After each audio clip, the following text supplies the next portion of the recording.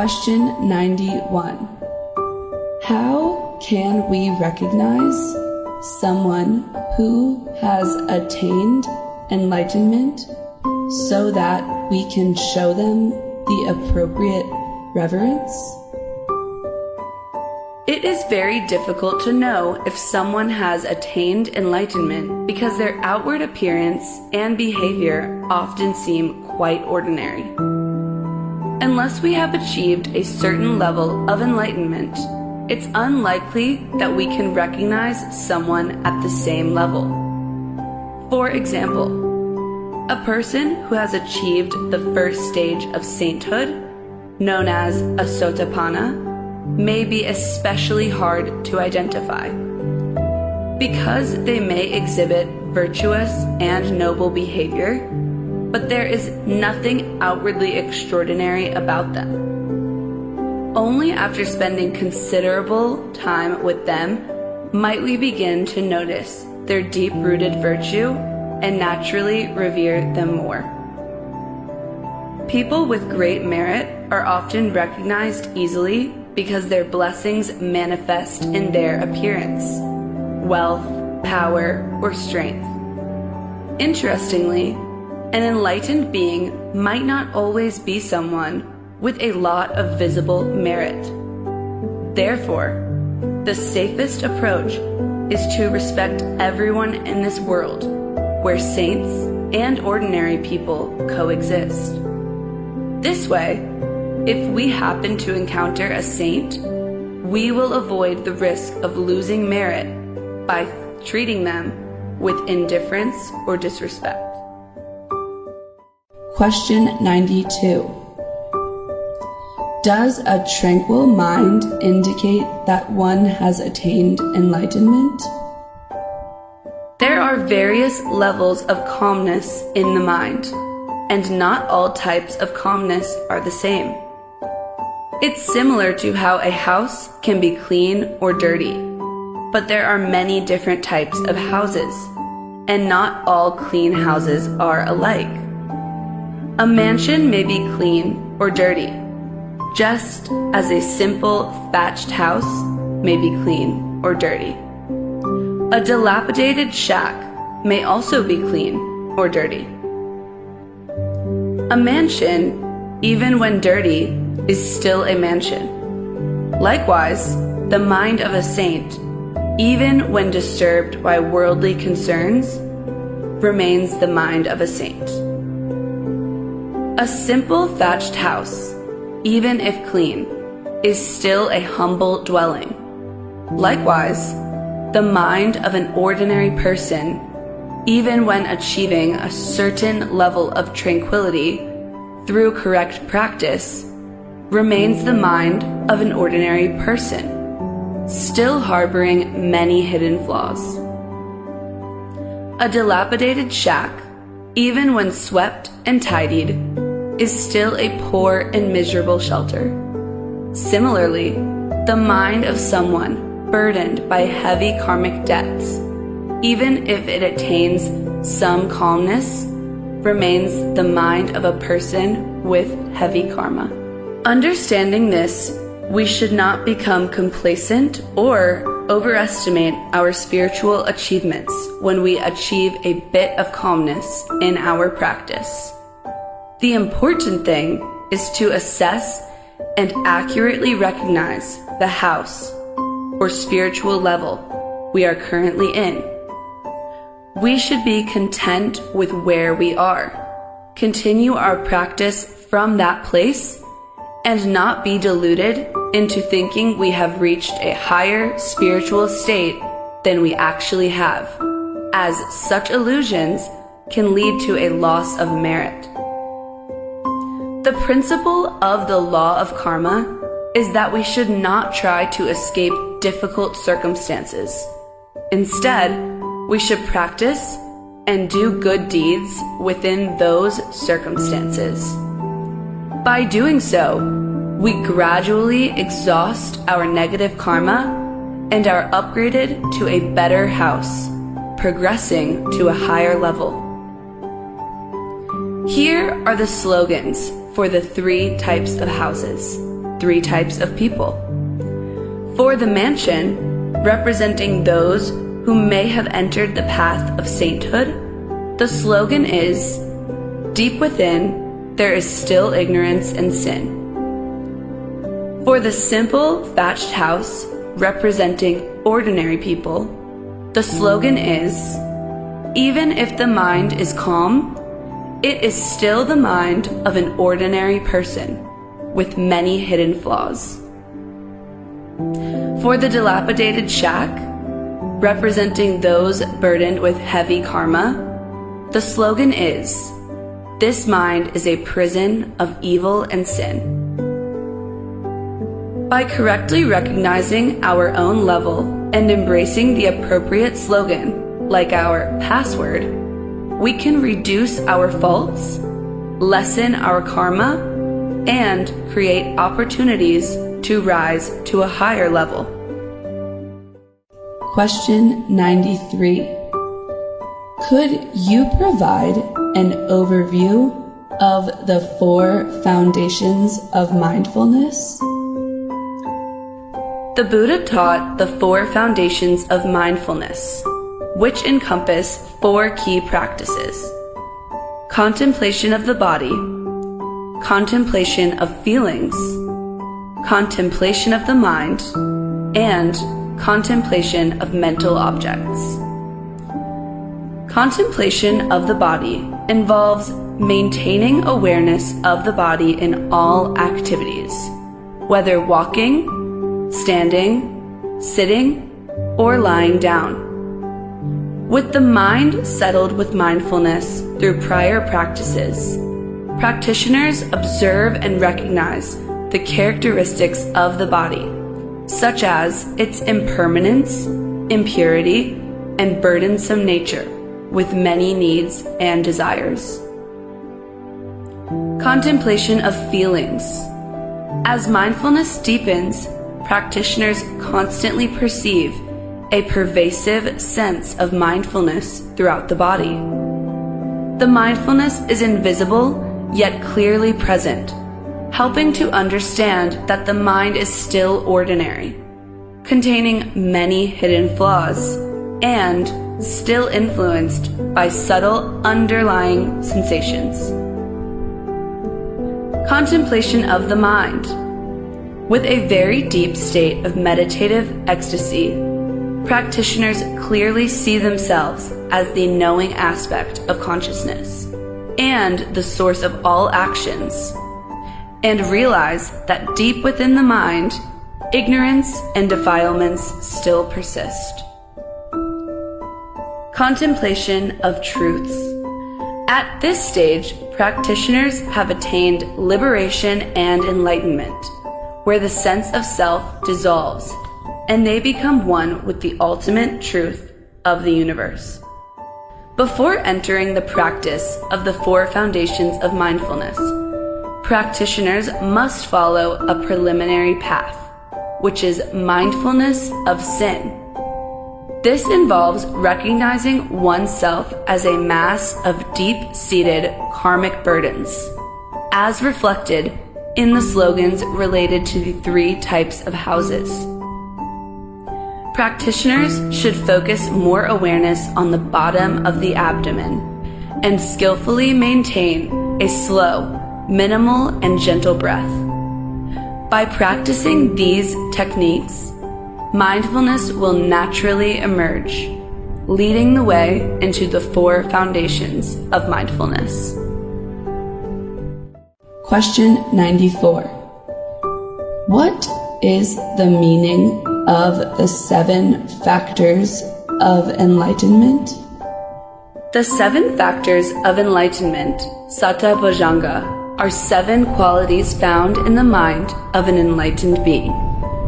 These include investigation of Dhamma, Dhamma Vicaya, the ability to clearly discern right from wrong without confusion, energy, Viraya, a strong and unwavering determination and effort, joy, Piti, a deep and abiding sense of happiness and fulfillment, tranquility, passaddhi, a calm and relaxed mind free from tension and stress. Mindfulness, sati, constant awareness and the ability to control the mind. Concentration, samadhi, the ability to enter deep states of meditative ecstasy easily. Equanimity, upekkha, a state of non-attachment, where nothing in the world can disturb or cling to the mind. The order of these factors may vary slightly between the two different Buddhist main traditions, Mahayana and Theravada. Question 95. What are the 12 links of dependent origination? The 12 links of dependent origination describe the process of samsara, the cycle of birth and rebirth, combining psychological and karmic factors in the following order. Number 1. Ignorance, avijja. This is the fundamental delusion or lack of understanding inherent in all sentient beings. This ignorance is the root cause of the entire chain of dependent origination. Number 2. Volitional formations, sankhara. These are the mental formations or activities driven by the ego. Ignorance leads to the rise of these formations, where the ego begins to assert itself. Number 3. Subconsciousness, vijnana. This refers to activities of the subconscious, also known as the vegetative nervous system. Due to the ego's emergence, the subconscious mind becomes active. This subconsciousness is the basis for the arising of mental and physical phenomena in an individual. Number 4. Name and form, namarupa. This refers to the activities of the conscious mind and the physical body. The subconscious mind's subtle activities lead to the manifestation of conscious thought and physical existence. Name refers to the mental components and form refers to the physical body. Number 5. 6 sense bases, salayatana. These are the 6 faculties or sense bases: eye, ear, nose, tongue, body, and mind that arise due to the existence of name and form. As the mind and body function, the 6 senses become the means through which beings perceive the world. Number 6. Contact, phassa. This refers to the interaction between the 6 sense bases and their corresponding objects. Through the senses, beings come into contact with the external environment, sensory contact.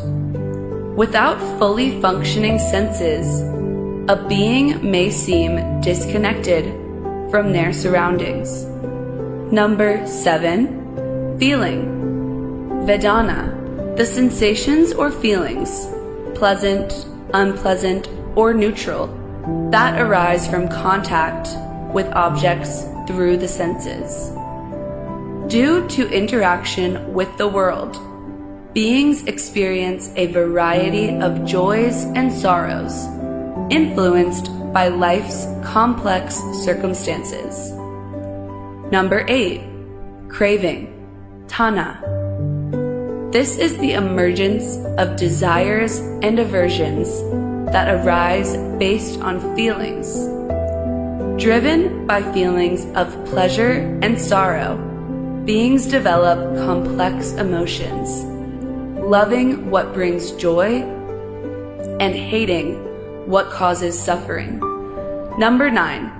Clinging. Upadana. This refers to the actions that create karma.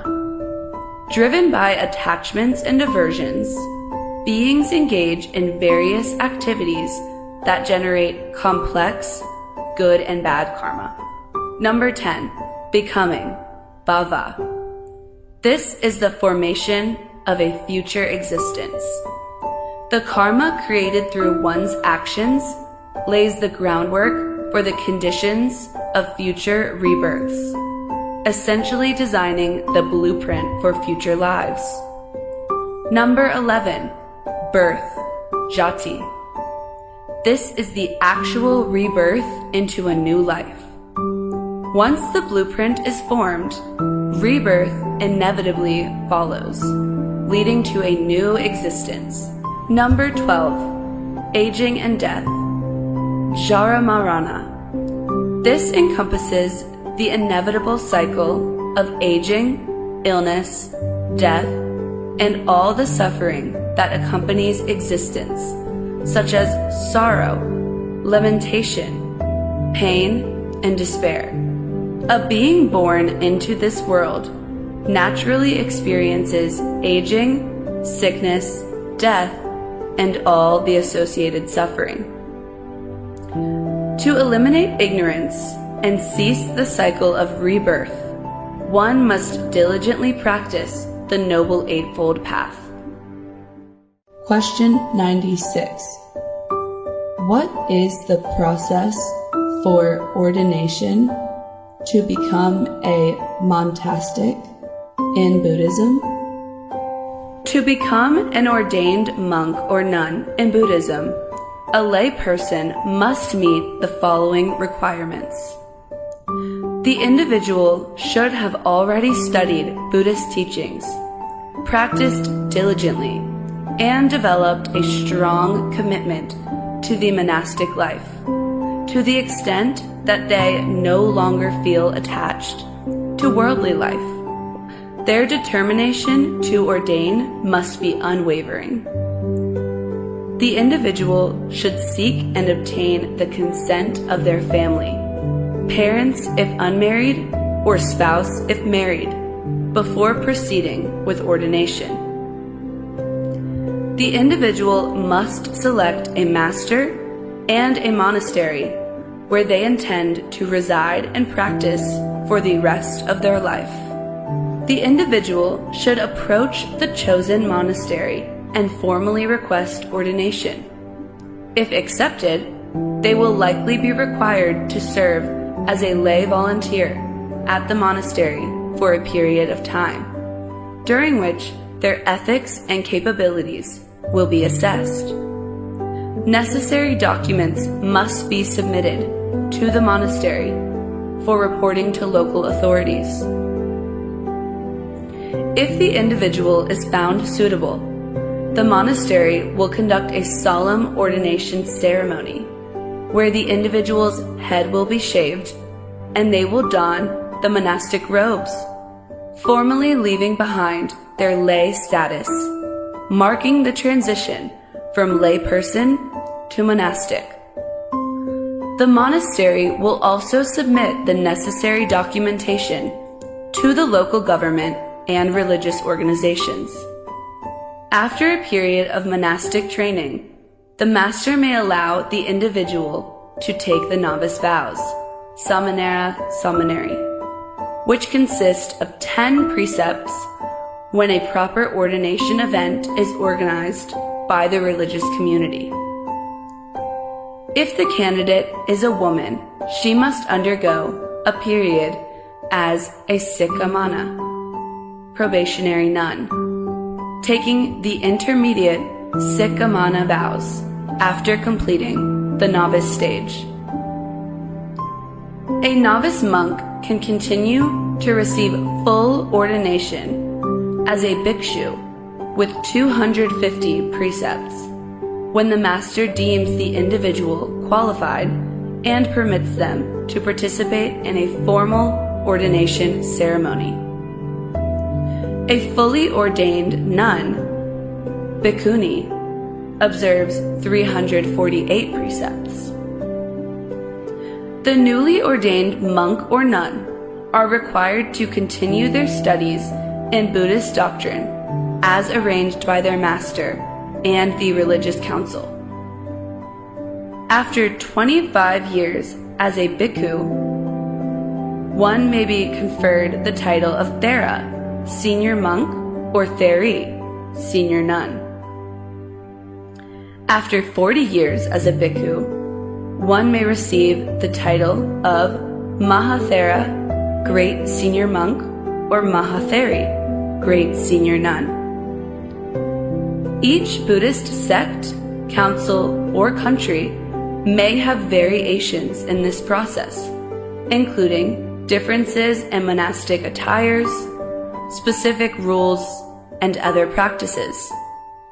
However, these are administrative steps. Spiritual enlightenment is not bound by time, so it cannot be regulated by these milestones. For a disciple of the Buddha, the pursuit of enlightenment remains the ultimate goal. Question 97. In ancient times, society was simple, with few material possessions and technological devices. So, monks had fewer opportunity to interact with the world. Now, with the convenience of phones, computers, and transportation, it seems that monks are more connected with the secular world. Does this make it harder to maintain their moral discipline? The modern era of technology indeed presents new challenges for monks, requiring them to cultivate greater determination in their practice. The key is to navigate technology wisely, using its advantages while avoiding its potential drawbacks that can diminish the image and integrity of the monastic life. To maintain strict moral discipline, monks today need to engage in frequent and sincere repentance before the Buddha.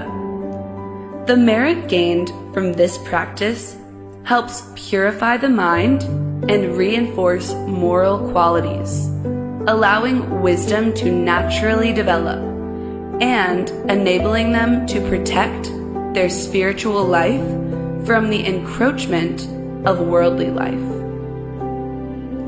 In the past, it was easier to practice because worldly distractions were minimal. Today, however, the practice is more challenging due to the pervasive influence of secular life, making it necessary for monks to put in extra effort to prevent these influences from taking hold. Meditation plays a crucial role in supporting moral discipline, but to achieve results, it must be practiced correctly with a humble mind. Humility is very crucial for spiritual practitioners, as arrogance can lead to immediate contamination by worldly influences. Some modern teachings may inadvertently foster pride in practitioners, which undermines their spiritual progress. Therefore, it is safest to prioritize teachings that help maintain humility in the mind, ensuring a solid and lasting path of practice. Question 98. How can we effectively explain Buddhist teachings to others? To effectively explain Buddhist teachings to others, two key conditions are necessary. First, listeners must have a good karmic connection with us from past lives, making them receptive to what we say. Second, we must have the ability to speak so well that people are naturally drawn to our words. Sharing the Dharma with others is an important merit that everyone should strive to practice. When we make the effort to speak about Buddhist teachings to others, it ensures that in our future lives, we will quickly encounter the Buddhist teachings, have the opportunity to practice, develop wisdom, and experience good fortune. It's essential to help others to build positive connections with them so that in the future, when we share the Dharma, they will be open and receptive to it.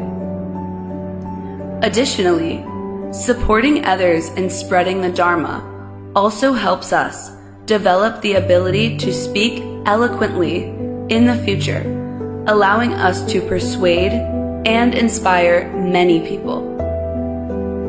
Compassion has various levels, but the highest level is the desire to share the Dharma with everyone we meet, helping them understand the Dharma and find a path to liberation from suffering. If we come across a good Dharma book or hear a meaningful teaching, we should share it with others. Whenever we have the opportunity to talk with others, we should try to discuss the Dharma instead of engaging in trivial or idle conversations. However, since we frequently speak about the Dharma, we must also maintain discipline in our own life. We should practice diligently and uphold moral integrity, which helps gain the respect and trust of others, making them more willing to listen to what we have to say. Because the principle is that those who teach something must excel in that area. Question 99. What can we do to preserve the Buddha's teachings for future generations? Ever since the time of the Buddha, there have always been numerous attempts to destroy Buddhism. Throughout history, Buddhism has been eradicated in various places at different times. Malicious forces have always sought to extinguish the Dharma. The Buddha's disciples, who practice compassion and patience, have often refrained from resisting, which has unfortunately made it easier for these evil forces to attack the Dharma. The enlightenment of the Buddha is an invaluable, intangible heritage of humanity that must be preserved and protected for future generations. However, to protect the Dharma and ensure its longevity, the Buddha's disciples must have great merit. Some people mistakenly believe that following the precepts simply means refraining from harmful actions and nothing more, forgetting that actively performing good deeds to generate merit is also critical.